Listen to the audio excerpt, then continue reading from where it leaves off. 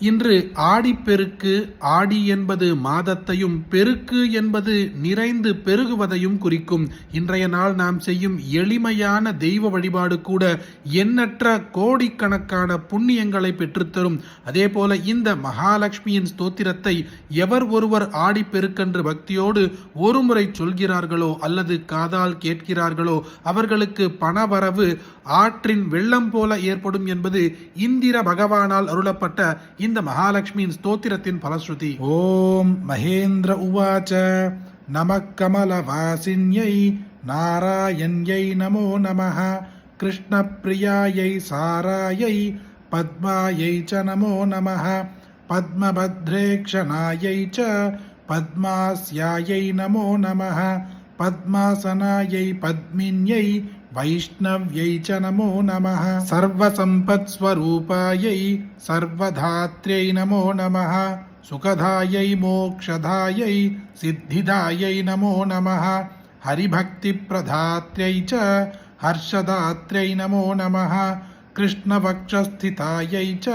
கிருஷ்ணசாயை நமோ நமः கிருஷ்ணசோபாஸ்வரூபாயை ரத்னாಢ்யாயை நமோ நமः सम्पत्यधिष्ठाधृतेव्यै महादेव्यै नमो नमः सस्याधिष्ठाधृतेव्यै च सस्यलक्ष्म्यै नमो नमः नमो बुद्धिस्वरूपायै बुद्धिदायै नमो नमः वैकुण्ठे च महालक्ष्मीर्लक्ष्मी क्षीरोदसागरे स्वर्गलक्ष्मीरिन्द्रगेः राजलक्ष्मीर्नृपालये गृहलक्ष्मीश्च गृहिणां गेहे चक्रुहदेवता सुरभिः सागवां माता दक्षिणा यज्ञकामिनी अतिथिर्देव माता त्वं कमला कमलालये स्वाहा त्वं च हविर्दाने कव्यताने स्वधा स्मृता त्वं हि विष्णुस्वरूपा च सर्वधारा वसुन्धरा शुद्धस्तव स्वरूपा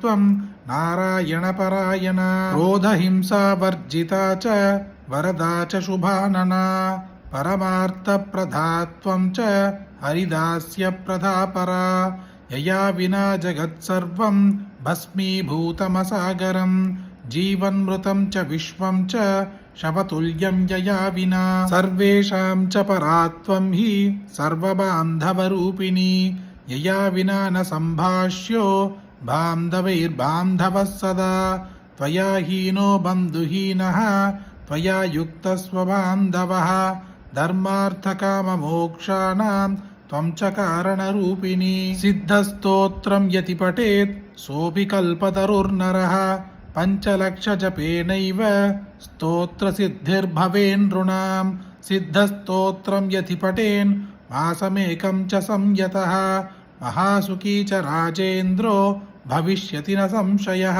ஆண்களும் சரி பெண்களும் சரி பணவரவு நிறைவாக கிடைக்க இன்று ஆடிப்பெருக்கன்று இந்த மகாலட்சுமியின் ஸ்தோத்திரத்தை பக்தியோடு ஒருமுறை வீட்டில் விளக்கேற்றி கேட்பது மிகவும் நல்ல பலன்களை கொடுக்கும். அதே போல முந்தைய காலத்தில் ஆற்றின் படுக்கில் சென்று பெண்கள் வழிபாடுகள் செய்வது வழக்கம் என்று நாம் அறிந்திருப்போம். அதே போல இப்பொழுது அனைவரும் ஆற்றின் கரைக்கு சென்று மகாலட்சுமியின் வழிபாடோ குலதெய்வத்தின் வழிபாடோ அன்னையின் வழிபாடோ செய்வது என்பது சாத்தியமற்றது. அதனால் வீட்டில் இருந்தபடியே நீங்கள் இந்த பூஜையையும் செய்ய முடியும். வீட்டின் பூஜை அறையையும் நுழைவாயிலையும் சுத்தம் செய்து பச்சரிசி மாவால் கோலமிட வேண்டும். ஒரு செம்பு அல்லது பித்தளை சொம்பில் சுத்தமான நீர் நிரப்பி அதில் சிறிதளவு மஞ்சள், குங்குமம் மற்றும் பூக்களை போட வேண்டும். இதை நதியாக கருதுவது நாம் வழக்கம்.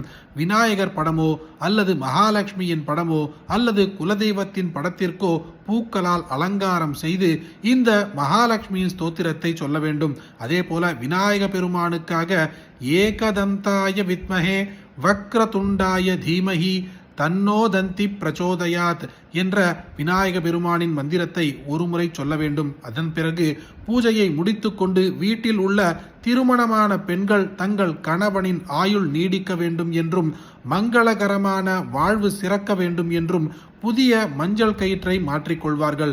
அதே போல திருமணமாகாத பெண்கள் நல்ல கணவன் அமைய மஞ்சள் கயிற்றை கையில் கட்டி கொள்வார்கள். அதன் பிறகு கற்பூர ஆராதனை மற்றும் நெய் தீபம் ஏற்றி நாம் இந்த வழிபாட்டை முடித்துக் கொள்ளலாம். பலரும் அறியாத, அனைவரும் கட்டாயம் தெரிந்து கொள்ள வேண்டிய இந்த ஆடிப்பெருக்குக்கான பதிவை உங்களுக்கு தெரிஞ்ச எல்லாருக்குமே கட்டாயம் பகிருங்க. இந்த வீடியோவை லைக் பண்ணுங்க. நாளைக்கு மற்றொரு பதிவில் சந்திப்போம். ஹரி ஓம். மகா பெரியவா போற்றி.